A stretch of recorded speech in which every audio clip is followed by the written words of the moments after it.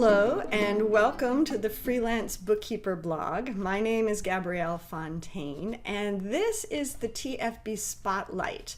And normally in this segment it's when I interview fellow bookkeepers. However, we have something different today and I think you're going to like it. It's a real treat. We have my special guest, Martin Bissett, who you can see right there, so I can't hide him yet. But he's not a bookkeeper, so this is going to be a little bit different than what we normally do. But Martin has been in the accounting industry for over 18 years, and he works internationally in the UK, the US, and Europe, and works with accounting firms from sole practitioners all the way up to top global firms in the accounting world. And Martin is the founder of Upward Spiral Partnership, also known as USP, which I love that name. And he's located in the United Kingdom. He's a professional trainer and coach who works with accounting firms to help them grow by getting high quality type A clients. So that's something that all of us, including bookkeepers, are always looking for, better quality clients. And then Martin regularly speaks at industry conferences, including Account Techs in London, and now we know Account Techs is here in the US as well, and he at Scaling New Heights in the US. So Martin has been around us, but he's primarily worked with accountants, but is now branching out and working a little more with us as bookkeepers, so I'm thrilled. And you might be wondering, okay, so why do I have Martin here as a guest on a bookkeeper blog?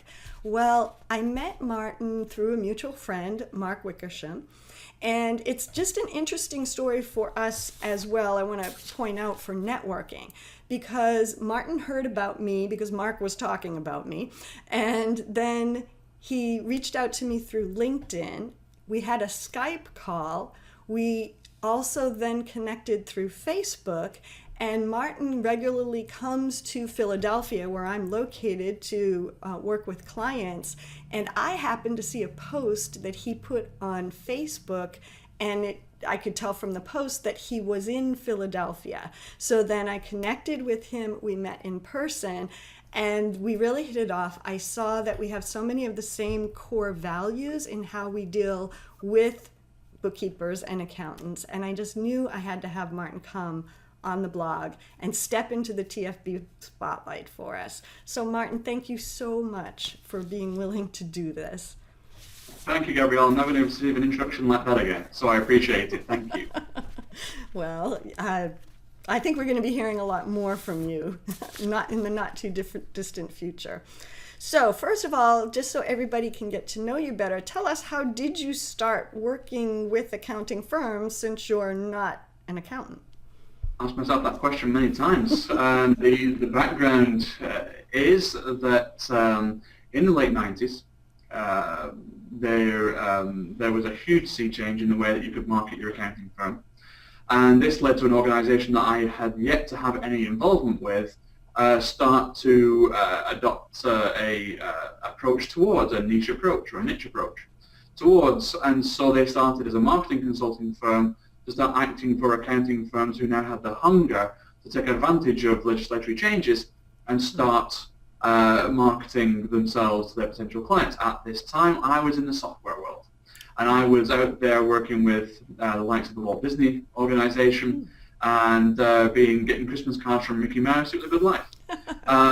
But over time, what happened was that the ethics very much went out of the IT industry, whereas originally it was a very creatively based industry. It became very commercialized, it became price-driven, it became the bottom fell out of it, basically.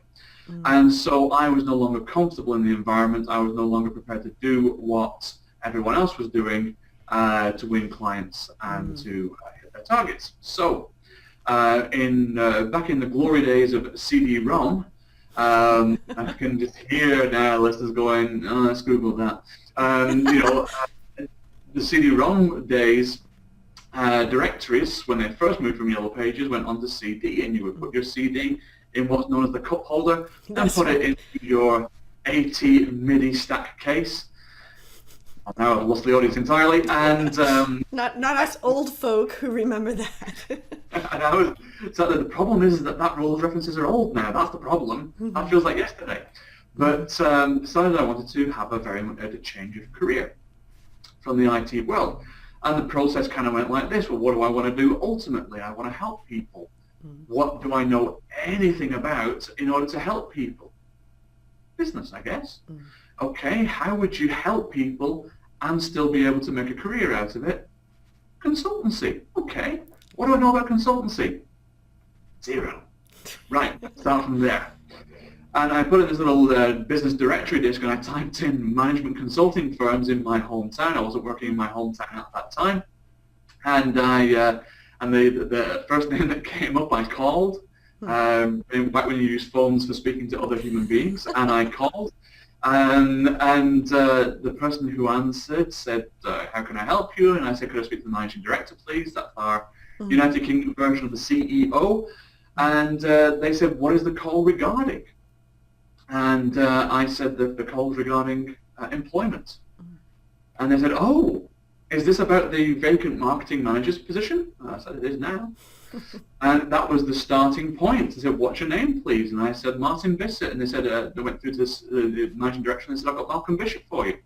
You know, and that's kind of where it all began. And so several interviews later, in I came to the organisation, and this was my childhood apprenticeship, if you will, in becoming, because I was I was younger than I am now at that point, and I started to learn about a marketplace I had absolutely zero knowledge of, and at that time, the audit threshold over here was about $350,000 at that time. The next piece of legislation will bump it up to $15 million. Wow. So you could see in one generation how an entire service line has been wiped out from many firms who have given up their audit registration certificates because there's no business out there for them anymore. And that was the start of a very seismic change that I saw in the accounting profession. So that exposed me over the years to I think about 1,100, 1,200 at that time firms, and you can't be in that many managing partners' offices and not see trends.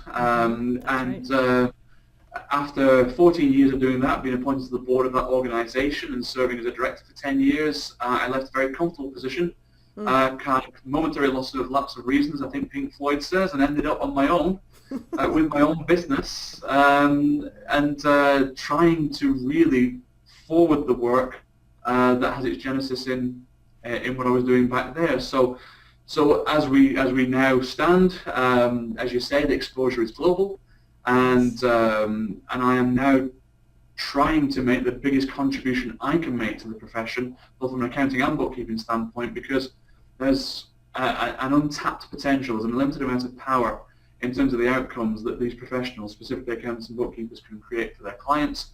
I would like to be an accelerant in helping them make those types of impacts so that business owners like me can see our professional and personal aspirations achieved thanks to strong support.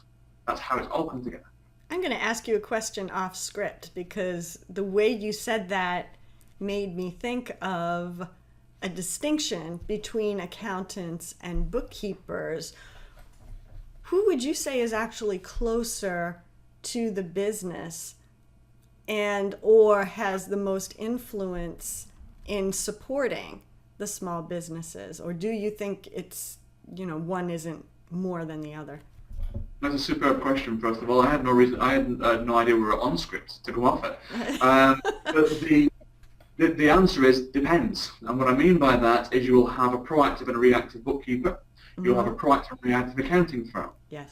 So the proactive ones, whichever camp they are in, are going to be closer to the client. They're going to understand the client's needs. They're going to understand the client's challenges. They're going to understand what needs to happen. So it doesn't really matter what designation they have. It's about the inbuilt drive to base your income and your financial success on the outcomes created for the clients you serve. Excellent answer. And of course, I totally agree. Proactivity is so important for everybody involved. So one question I would have for you then is, why do you think that accounting professionals, so that will take in bookkeepers and accountants, why do you think that we struggle so much to consistently bring in new clients? Because that's usually the number one thing everyone says they want. How do I get more clients? What's your take on it? The take is that it's a cocktail. It's a cocktail that doesn't taste very nice. It comes from a mixture of our disposition. People who are sales and marketing oriented typically find themselves going into sales and marketing of one kind or another. People who are technically minded find themselves going to process-driven roles. And the profession, whether we're talking about the bookkeeping or accounting profession, does very little to change that. And therefore the training simply reinforces the disposition. And therefore it is not in our nature or our training or in the opportunities we've been given to be proactive. Now, that's just a behavioral thing. That doesn't mean that we can't be. That doesn't mean we don't want to be. I mean, if I had $1 for every accountant that said, I just want to help clients, Martin, I think I'd have upwards of $17 at this stage. And it's very, very important that we find as many of those as we can and unleash them and give them the confidence to say, you know what, technically there may be very little to discern between you and the next firm, but emotional investment-wise, you are streets ahead, and that will be what we leverage to help you win new clients. So I think the history prevents us from being minded to win new clients. The training prevents us from having processes and systems we understand to winning new clients, and the lack of exposure means that we don't have the self-confidence, we don't win the first client ourselves in order to know why anyone would buy from us in the first place. And if we can't articulate it to ourselves, we're going to struggle to articulate it out there in the marketplace. So I'd say it's a cocktail of those three ingredients that you should pour down the sink at the first opportunity. Yes, I totally agree. You've nailed that. So you have a program that's about filling the sales pipeline. What does that mean, to fill the sales pipeline? So for so many of us, we grow by referral. If we ask the audience listening today, how do you win clients? They say, well, walk-ins and referrals, like word of mouth. This is typically how it works. And they will say that's how we always do it. And we always grow by about 5 or 10% each year on that basis, and we lose 1 or 2, so net we're up. And then I say, okay, what happens if the tap gets turned off? And they go, I don't know. And as a result of that, I'll say, okay, so imagine a client came to you and said, hey, I'm trying to grow my business. I am completely reliant on external factors for that to happen. And if people don't choose to work with me, I have no contingency plan. You're going to back me? Let's invest. And what will typically happen is, as an advisor, as a professional, you would know that there's alarm bells ringing in my head. Why haven't you got a backup? Why aren't you proactive about this? Why can't you forecast your income? Why don't you know what's coming in? Why don't you know when it's coming in? Why don't you know what size it is and its desirability when it comes in? So all of these questions are open. And therefore, building the pipeline, I find to be one of the initial building blocks in constructing a powerful practice. One that you're in control of, one that does far more than just deliver some technical services like everybody else does.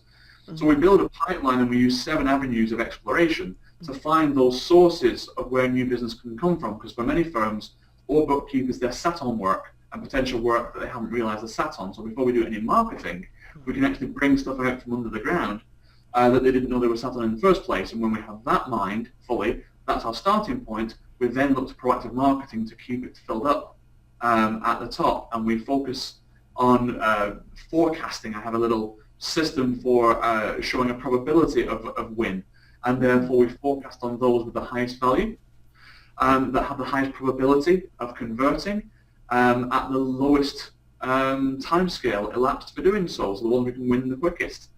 And so we tend to reduce chargeable time employed on winning new work dramatically by bringing that process into play, and that's where building the pipeline all comes from.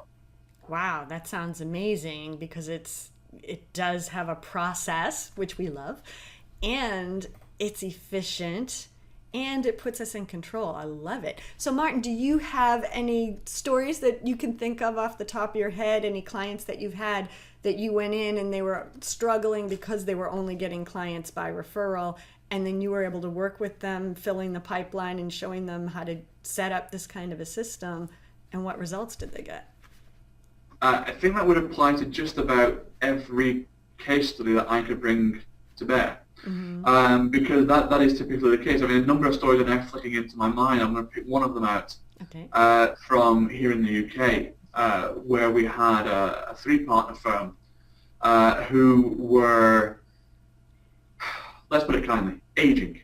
And on that basis, they didn't have a new next gen coming through. They had done things the same way for a long time. And critically, they didn't believe in themselves. Never mind have a plan of attack. So we couldn't build the pipeline. We had to win the first clients. And again, that's a terminology meaning to convince ourselves that we have value to offer. So we had to create stories. And by creating stories, we went mining into their history, their client histories, and say, right, what was the biggest achievement we ever accomplished for a client? And bookkeepers can very, very, very comfortably do this. My bookkeeper could tell you stories, not ones I want you to hear, but they could tell you stories about how they've helped me and where they found me. And from my point of view, you know, I know something about my subject, but when I started, what did I know about running a business? What about the financial aspects of that? I'm not sure that much. And my bookkeeper has been my support and been my staff, as it were, been my handholder to take me through to a degree of financial competence. Again, you'd love to dispute that one as well. But nevertheless, the business is now organized. I can now forecast with accuracy. Cash collection is not on my mind anymore. That gives me night sleeps back. That gives me a brighter aptitude in the morning and countenance. That allows me to be more creative, which means I can write content, which means I can sell and what I do for a living and write new books and articles and so on. So the domino effect of what my bookkeeper does for me, for example, has ripples throughout the business in terms of my revenue streams, in terms of who I reach with what I have got to say. But that's got absolutely nothing to do with a three-partner firm across the road here. So let's go back to them. And what was going on with them is because they didn't have that inbuilt, I know why you should work with us answer to question. That's where we had to start. And so we had three very different personalities. One who I believed could completely do it, but they didn't believe it themselves. One who absolutely believed they could do it, but they were wrong. And one who had absolutely no intention of doing anything at all, if at all possible. So we had three different dynamics there, and we started with the one who thought they could do it, and was wrong, and that was proven to be the case. So we built a pipeline. We tried to increase the number of stories they could tell, and they found it to be very, very tough because the process was now not employed. The one who I thought could do it, but they didn't think they could do it, then said, "I'll tell you what. Then I'll combine this process with that other guy's charisma, and let's see if that works." And of course, they were successful. And what's fascinating now is the one who wanted nothing to do with any of it said, "Now I want a slice of the action." now there is this kind of positivity by osmosis effect going on, where I said, "Oh, actually, all of a sudden we're good.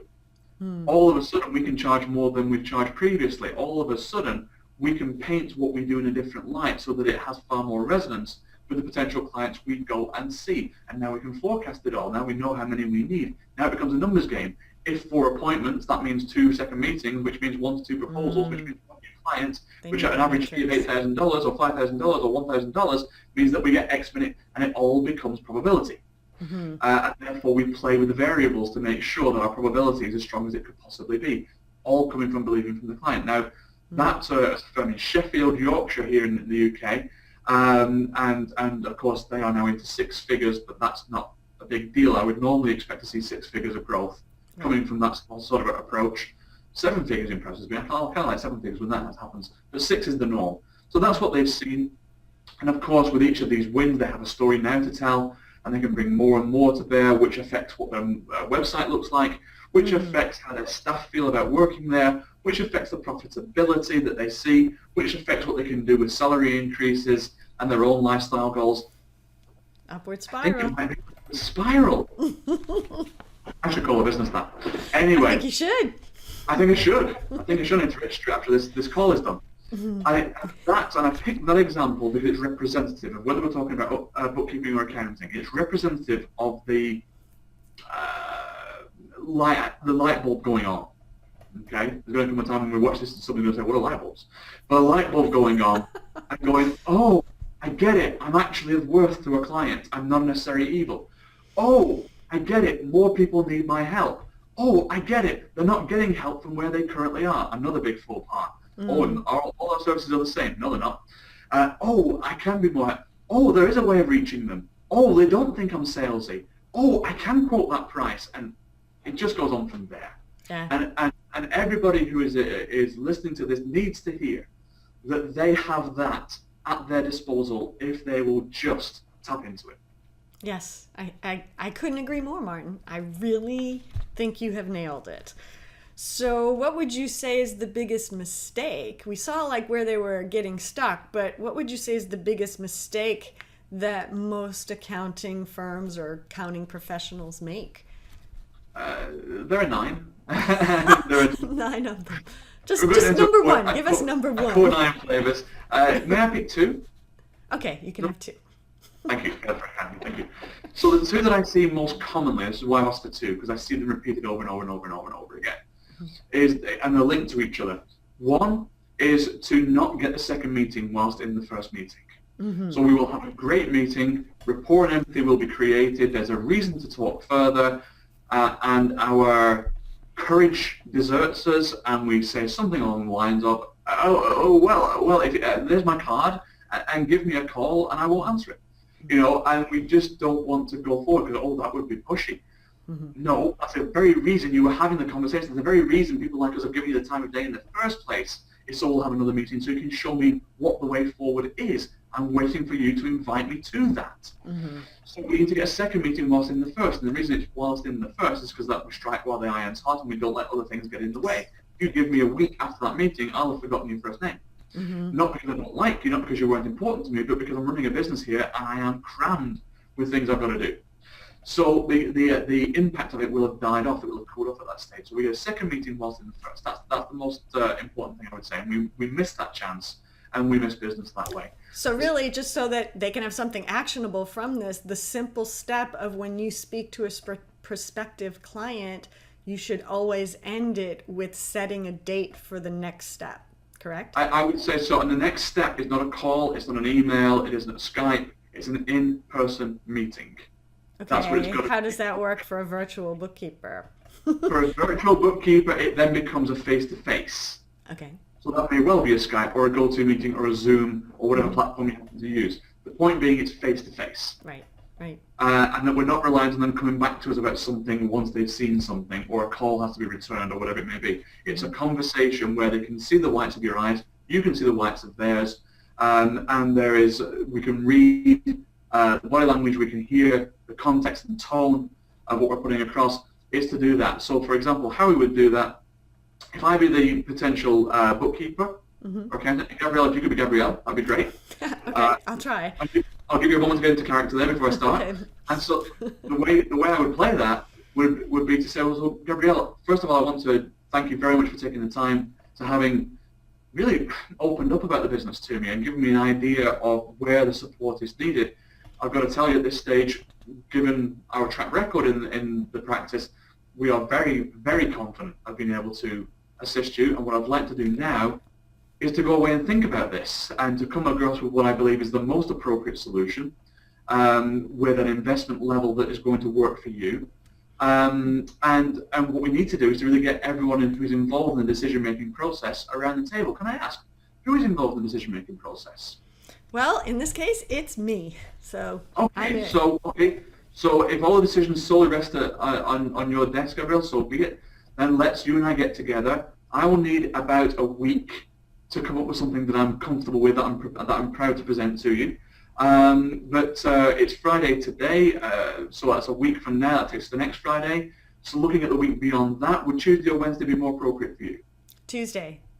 Tuesday's a better one? Yes. And do we prefer an early morning start? Do we wait till the day's over? What's the preference there? Afternoon. Anytime after 3 o'clock works for me.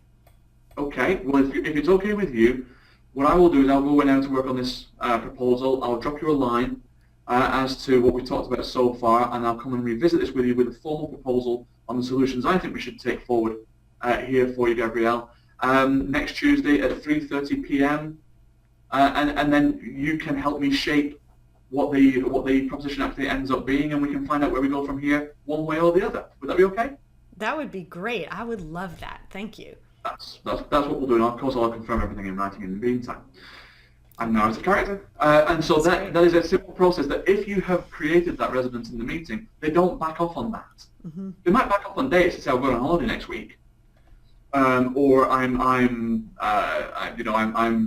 going in for an operation. I haven't decided which one I'm going to pick one when I get there. There might be a reason for them not being able to do next week, so we mustn't wobble at that point. We must say, "Okay, fine. Let's look at the week beyond that," and not, "Well, come back to me when you're free." That's where the mistake occurs. Mm-hmm. Okay, let's look beyond a week that. Or I'm going on holiday for 2 weeks and I'm going to have a huge amount of work when I get back. How long does it take to clear a backlog? About another week. Okay, it's 4 weeks today, let's go. Yeah. So whatever it is, we don't lose control of that part. So that's mistake number one that we must avoid. Mistake number two is very linked to it, and that's this proposal that I'm talking about. Not a quote, a proposal that comes back with you in person. Mm-hmm. This is the masterwork. Yep. Okay, this is Tolkien's finest that we've got here. This is the solution to all their problems. It is very valuable stuff. Therefore, we do not email and cheapen it. Because if we email it, what's the very first thing they're going to look at? Price. Price. Mm-hmm. They're going to look at the price. They're not going to look at the justification for the price. And if it's anything above what they're currently paying, you've got a good 60-70% chance of that second meeting getting cancelled. Okay, so we have to put a narrative by it. How our thinking came about, what happens to them if they invest in this, how it can be broken down into manageable chunks. And that's the process that we typically miss as professionals because we've never been exposed to it. Yes, I agree. And I learned this very recently because I used to always do that too. I would send off the proposal by email and then you have to wait. There's no deadline, and a lot of times it just dies on the vine. It does die on the vine, and then we go, "Hi, is Gabrielle there?" "No?" "Okay, Martin called. Can she give you a call back?" "Thanks." Don't pick up the phone. Send an email to right. follow up. Yeah, we'll send an You're email. kidding? We're introverts here. Of course, yes, I forget. Sorry, so throw that out the window, and then write an email. And then it's like, well, am I being too pushy now? I hate being pushy. But what I loved, what you did on that role play, I mean, being on the receiving end, I could feel it. It's not salesy at all. It is service. You're there taking care of me. And clients love that. I would love any of my service providers to be like that. It really is attractive. So I can see that it really builds the relationship at that point. I mean, it's making the potential client really want to work with you because others don't do that. Others do not do that. And the Japanese say to serve is glorious. They say other things, of course, not just that, but they say to serve is glorious. And the inferred message here is that I'm here as a professional, Gabrielle, to help you solve what you're telling me is getting in your way. Will you facilitate that for me by allowing me to come back to show you how me, the professional with the track record who can do this, can do it for you? That's right. That's not a sales proposition. That's a problem-solving situation. Yes, exactly. And it feels that way to the client too. Which is a critical, yes. Yeah. So that what we're talking about, this is almost like the sales process. But always bookkeepers will say, well, I need new clients, so I need to do more marketing. It sounds like there's a lot of overlap, but difference. What would you say is the difference between marketing and sales, or business development, as it's called now? Of course, we call it business development because nobody wants to say sales. So let's develop some business. Let's facilitate opportunity, because we don't want to say sales. It's all sales, because we're a capitalist nation looking to make some money out of what we do for a living. So it is sales. And marketing is quite simple. Marketing is any activity that creates an opportunity. Any communication that creates an opportunity is marketing. If it doesn't create an opportunity, it's exceptionally poor marketing. We talk so much about brand awareness and profile raising. Well, raise your profile as high as you want. If nobody's coming to talk to you, what's the point of that? So that's to create an opportunity, because development, or whatever name we want to give it, to hide the fact that it's sales, is the closing of that opportunity, turning the opportunity into money. And a relationship, more importantly, again. So that's the main two differences. But of course, the question of, I need to do more marketing, can often come about because we didn't close the last set of marketing particularly well. The reason we need to do more marketing is because we wasted what we did last time. We didn't follow up from the event. We emailed the proposal. We didn't get the meetings in the diary, whatever it was. So if marketing is not putting meetings in diaries, it's failing. And that includes Skype calls. If business development is not putting dollar notes in the bank account, it's failing. And that's the ultimate measure of those two disciplines. I love it. Results-based. That's good. Very much so. Yeah. Excellent. Thank you. So if you could share just one powerful technique or tip right away, what would it be? Well, I would say a number of things. I would ask you to, not you, I would ask everyone who is watching or listening to look at their diary and ask themselves. AKA your calendar. Calendar, diary, the thing that's on the phone or on the wall planner or wherever it happens to be that tells you what you're doing tomorrow, that thing. And to say, right, it is as we record this, it's the 10th of June. Where's the money coming from this month? You know, okay, I've got recurring fees up to the extent of X, okay, and if any one of those drops out, I've got a problem. How am I replacing that? And that would be the question that the bank manager would ask. That's the question an investor would ask. Is, all right, what happens if we lose a client? Where's the money coming from? Now, for most of us, we will go, don't have an answer to that question. That's typically the starting point. Is to say, okay, where's the money coming from this month? We typically won't know. So that should lead to the next question of how do I get appointments in my diary? And that leads to the next question of, right, what do I need to do to get some interest? Do I need to speak to existing clients for referrals? For example, do I need to bring more value to my existing clients on a cross-selling basis? Do I need to go to new business? What do I need to do? And the one tip I would say to start with all of that is to ask one question: where's the money coming from? And how often would you say we should be asking that? Every week? Every month? How often? Well, it's typically tied into a pipeline process of having a pipeline, because that's the normal answer to the question, where's the money coming from? If the pipeline will tell us what we've got coming through, or at least potentially coming through. And speaking from a personal point of view, I review my pipeline every 2 days, but I would do that because the nature of the beast that I am. As we're starting point, I'd say a minimum of every 2 weeks. What we'd say in the UK is fortnightly. Every 2 weeks, and then from there make it weekly, and from there make it as often as you can, because it's fluid, it needs to change, and if your prospects that are in the pipeline today were in there 3 months ago, we've got a problem. You know, it's a constant turnaround and flow. The pipeline doesn't have water sat in it, the water sat in it will go stale. It pushes the liquid through because the flow is coming through and replaces it with new stuff to the extent that we can accept it. And so for us as bookkeepers, we might only be able to accept one new client a month. That might be all we can do. And if that's all we can do, then let's say, right, one new client a month is going to require 2 proposals. 2 proposals are going to require 4 first meetings. Where am I getting 4 first meetings from?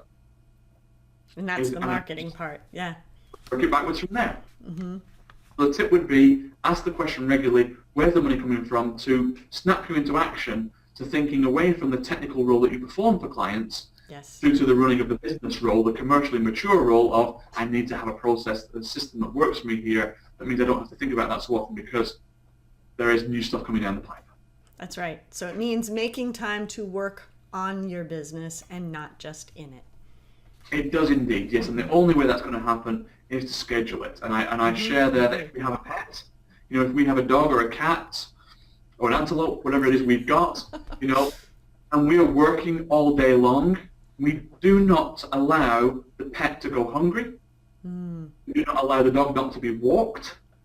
You know, we find a way. It's a high enough priority for us to find a way. If we get a dog walker or a dog sitter, or we go home at lunchtime, or we have the key to a neighbour to come and do, we don't let dogs starve because we love the dog.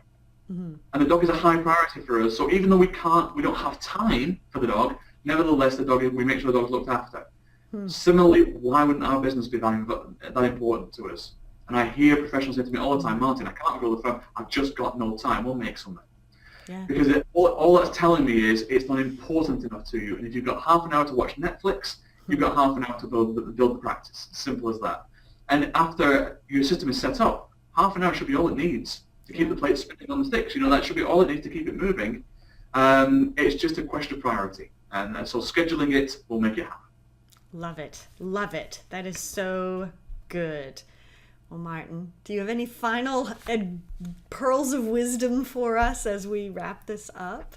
I don't think I've ever had a pearl of wisdom, but I think what I would say is my father failed in business because he was not supported. And that's no failing of the professionals, I hasten to add. It just wasn't the culture at that time. As a business owner, myself, I know what it is to struggle by myself, and I know what it is to have the support of a great accountant and bookkeeper, in my case. I know what it is to have them on my side, fighting my corner. From an economic point of view, I put a premium on that, and I will happily budget a larger figure than a compliance-only provider will get from me because of the perceived value I have of them being emotionally invested in my business. Mm-hmm. For everybody who watches or listens to this, I'd ask them to go and look at their career history, and if they're brand new, that's fine, no problem at all. And let's go ambition instead. Let's just aim for ambition. And if you've been around for a while, what's the greatest achievement or accomplishment you made for the clients? If you're brand new, what's the greatest achievement or accomplishment you want to make for those clients? Because that old hackneyed term of most trusted advisor is old and hackneyed for a reason. It's correct. And then it's often repeated, and therefore it becomes hackneyed and cliche. Okay, but it's there for a reason. We, the business owner, speaking as one, will turn to you, the people watching this. We don't have the answers, you have the answers. We don't have it all together ourselves, we need you to believe in us. We need our hands holding, you've got a hand, it's a particularly good one, let's hold it. And so on and so on and so on. And so, yes, let's look at making money by winning new clients, absolutely. But let's have that money be a consequence of the gloriousness of serving a business owner in achieving what they set out to do. I don't know that there's a professional aspiration that tops that one, and that would be the pearl of wisdom if there's any to give. And it is a highly valuable pearl of wisdom. Thank you so much, Martin. So appreciate what you shared with us today. I would like to do more with you, so we'll have to talk about that. And if anybody watching this wants to get a hold of you, reach out to you, where should they go? What should they do? Okay, so the starting point, generally speaking, is martinbissett.com, where there will be a welcome there, and everything will be very self-explanatory, and there's lots of ways to engage that don't cost any money at all. And I'd be very delighted to hear from anybody who would like to know more, because of course, just as I've asked everyone to go and share what they can do to impact business owners, that is exactly my motivation. I'm looking to share what I have learned with you guys. So come along and have a look at the site and engage at whatever level you're comfortable with. Excellent, excellent. Thank you, Martin. And we'll make sure to put that on the blog post as well, so the link should be below this video. So thank you again, Martin, and I can't wait for us to do something more because we are so aligned in what we're doing, and I know that together, all of us, bookkeepers, accountants, those of us who support them, can make a big difference. So talk to you again soon, I hope. Thank you very much indeed, Gabrielle. Thank you.